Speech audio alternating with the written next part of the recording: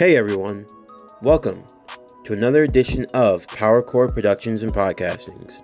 I am your host, Javon Harrington, back to hit you with another video. And today, we are going to be continuing Boruto, Naruto Yokai, What If Saskue Uchiha Was a Girl? The Tailed Beast Drug Arc, Part 2. As always, if you're a fan of the channel and everything else that we have to offer, then please don't forget to like, comment, subscribe, share, and hit that bell for post notifications so you can stay up to date on everything that is PowerCore Productions and Podcastings that has to come out now and in the future. Where we last left off with our story, Boruto and Sarada were placed under arrest for the crimes of arson and of terrorism in the Hidden Leaf Village. However, how will Boruto and Sarada get out of this situation? Just who or what is targeting the Uchiha Uzumaki family? And how will Naruto deal with the growing cries of his family being suspected of evil? Will Boruto and the others be able to find who is truly responsible? Or will this only lead to a much more darker scenario?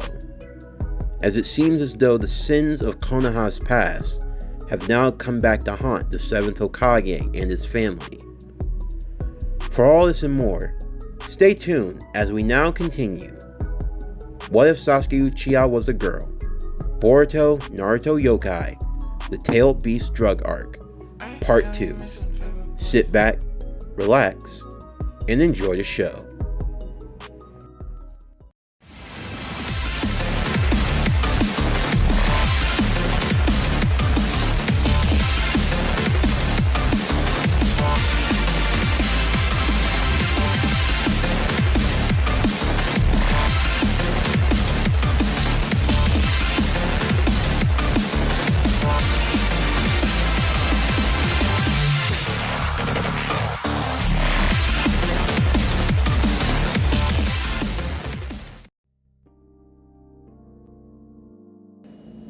Boruto and Sarada each sat in different interrogation rooms.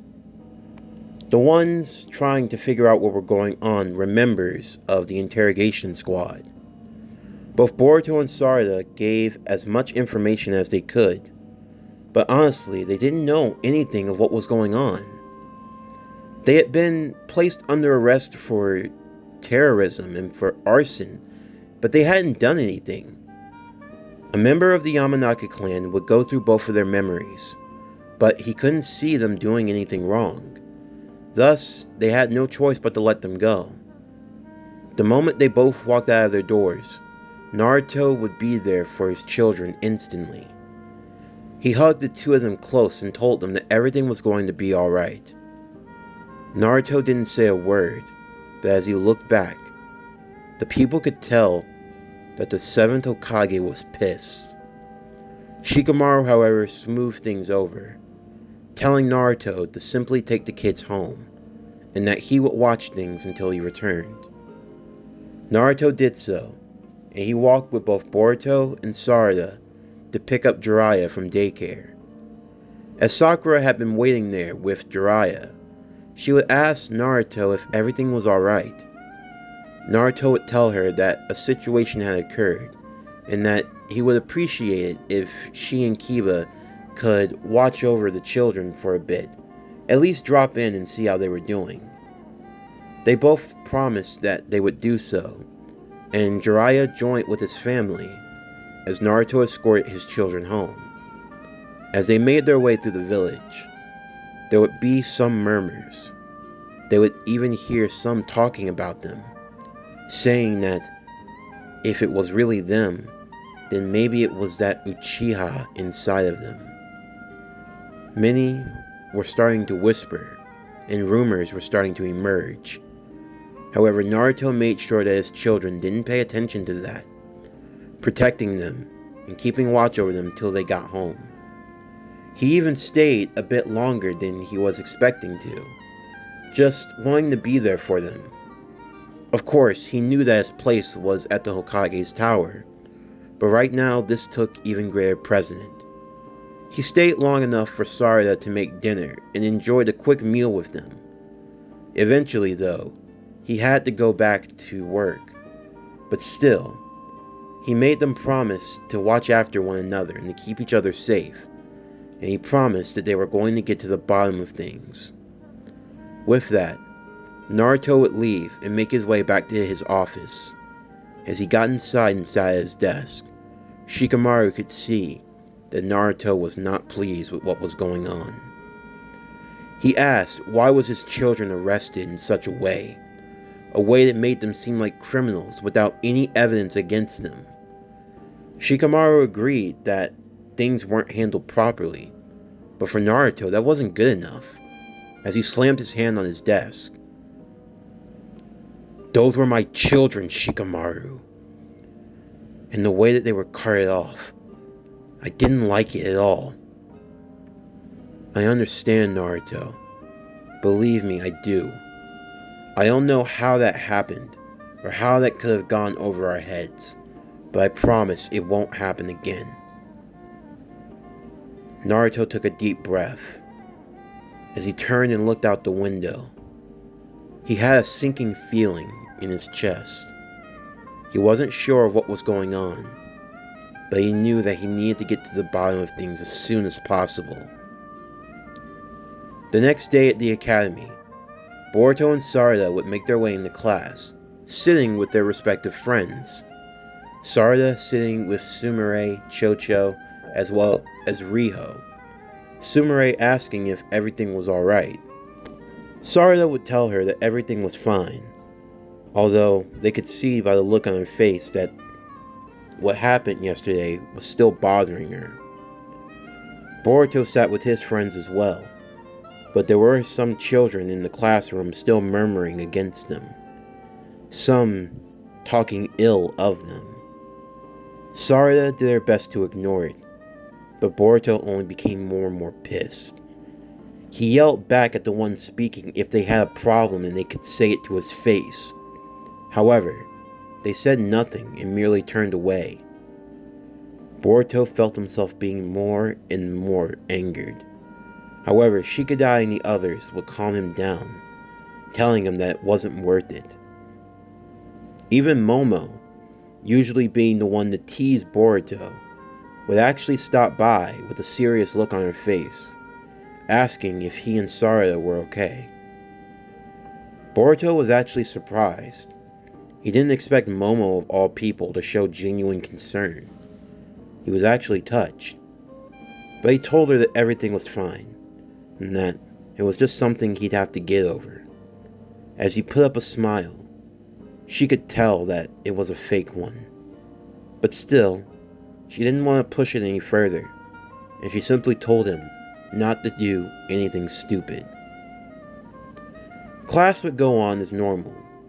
Shino Sensei trying to keep everything under control, not wanting to let the events of yesterday's aftermath affect the overall class and their morale.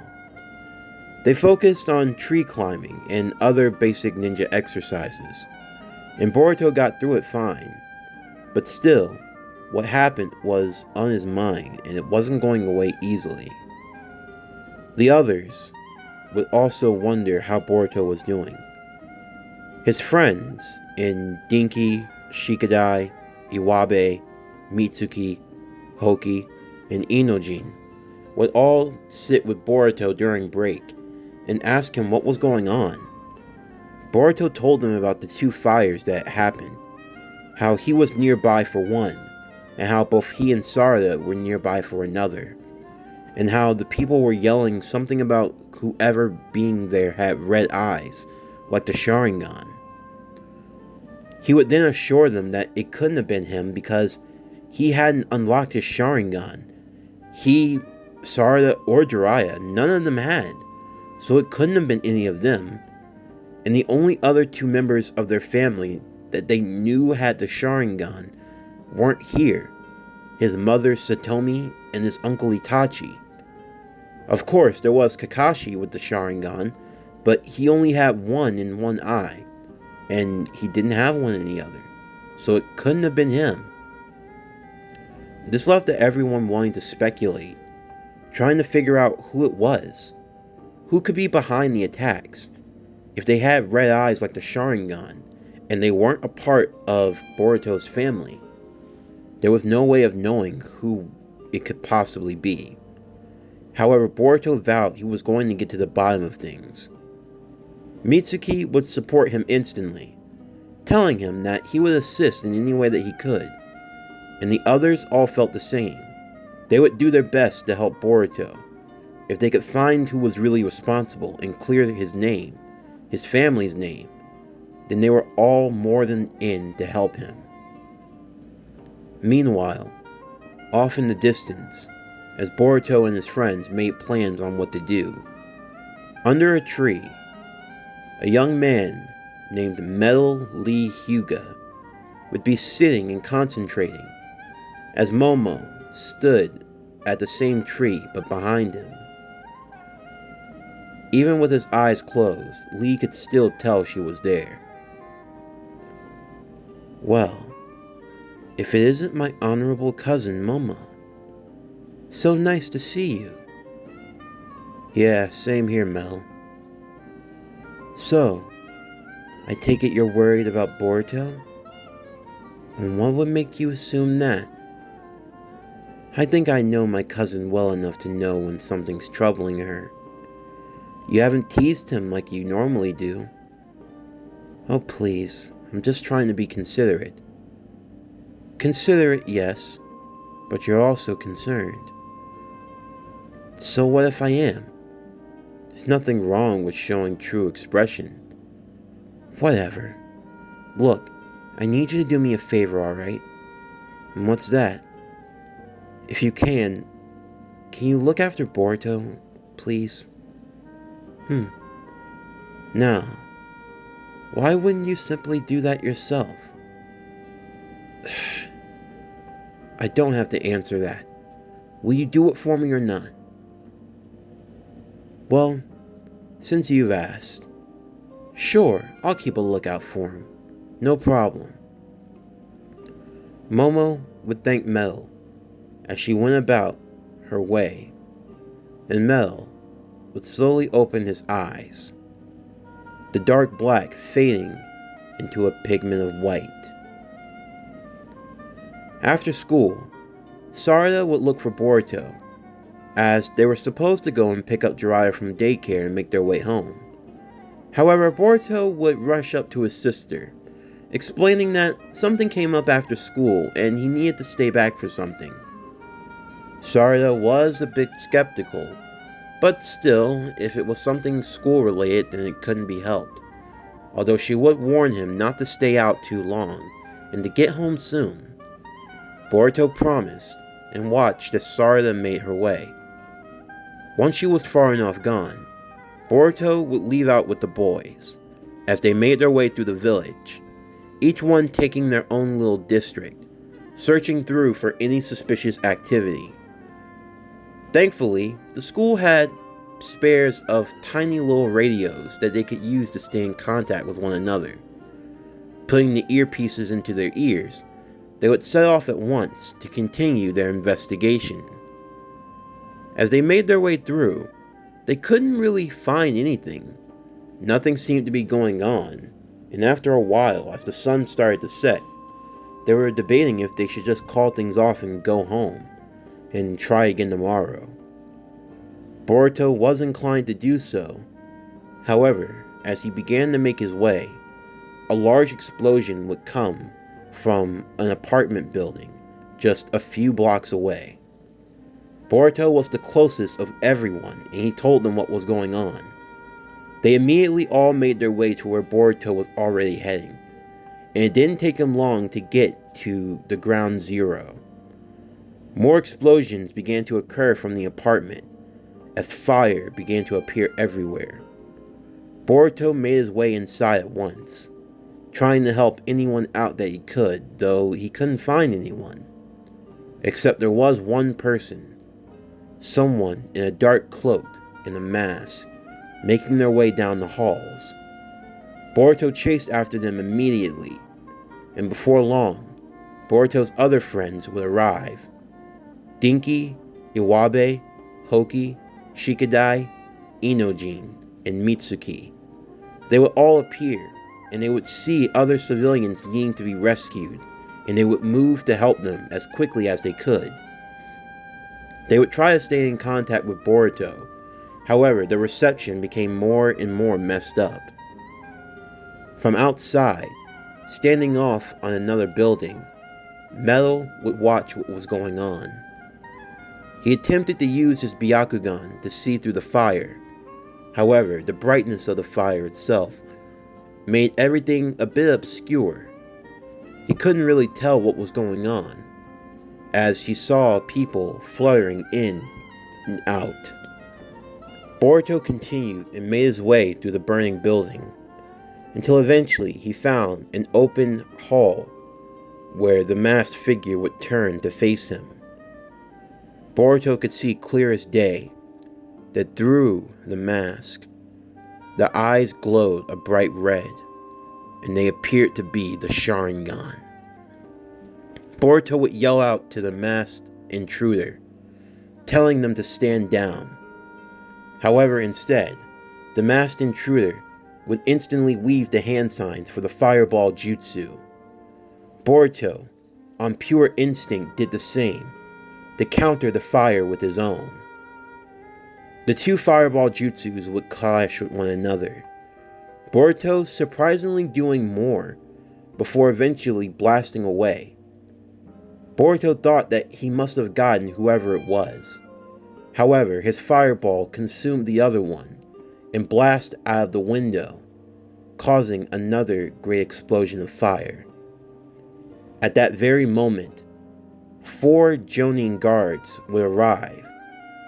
What they had managed to see was only Boruto launching a fireball jutsu, and they immediately suspected that he was the one behind the fire. However, Boruto would try to explain to them that he wasn't the cause.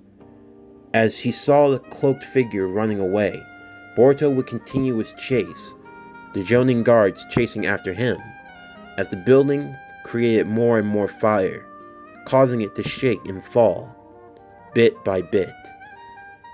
Before long, Boruto would manage to catch up to the masked shinobi. As he tried to grab at him, the masked shinobi would grab back at Boruto, covering him in ink. This was the ink that was used to create explosive tags, the same explosive tags that the shinobi were sure to find that were on various points of the building before it blew up. Boruto didn't think of that in that moment. As he grabbed a piece of the cloth, the shinobi would quickly leave, hopping out of the window into the night. Boruto would give chase also. As he did so, he would come flying out of the window and falling to the ground. A crowd watching what was happening, they saw Boruto covered in ink, as well as burn marks, and before long the other Jonin would arrive. They would tell Boruto to stand down and that he was under arrest, but Boruto would tell them that he wasn't responsible, the masked shinobi was, and that they needed to go after him. However, the only thing that the Jonins would do would be to stay and stand their ground against Boruto. Instantly, Boruto would feel his head starting to ache. He didn't know why, but for some reason, his memory, it started to change. He wasn't sure what was going on or what was happening to him.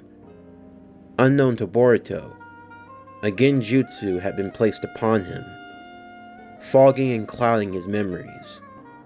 As such, he couldn't remember who it was.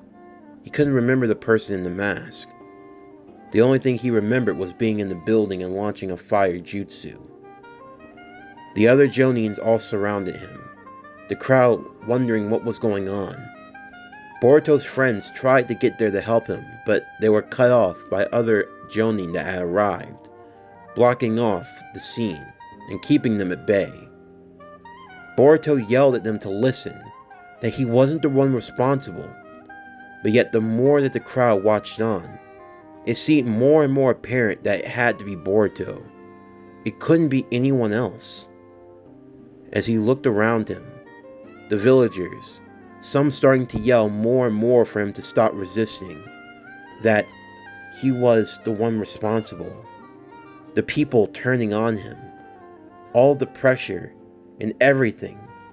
The emotional toll that it was taking on Boruto was more than what he was expecting.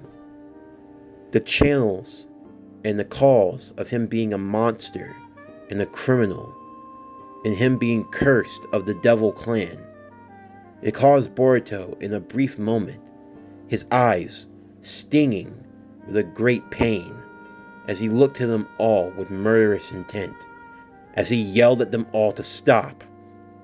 They could see that his Sharingan had awoken. This was not the Sharingan of which Boruto was familiar with. No, this wasn't mastered or controlled. It was nothing more but a brief flare. But still, for others, it only convinced them that Boruto was indeed the one responsible.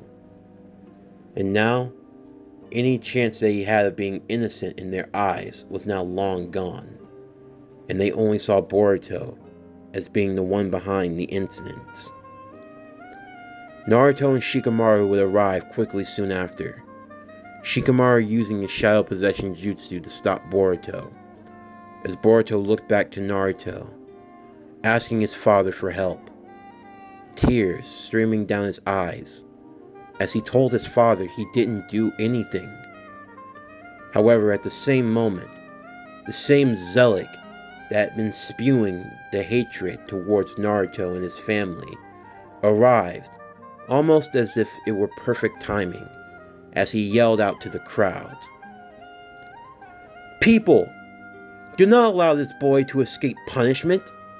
He cannot hide from justice just because his father is the Hokage." Naruto tried to speak down to the man, telling him to stop, but he refused. "What are you going to do? Are you going to silence me? Anyone that speaks up for the truth? If you truly are the Hokage, who stands for the justice of this village, then you will do the right thing, and you will place that criminal under arrest now." The crowds all began to cheer in agreement. Not all, but at least half, had become convinced that Boruto was the one indeed responsible, and if Naruto did not take the proper action against his son right now, he would only be showing favoritism and would not be seen in the best of lights. Naruto saw the crowd starting to turn.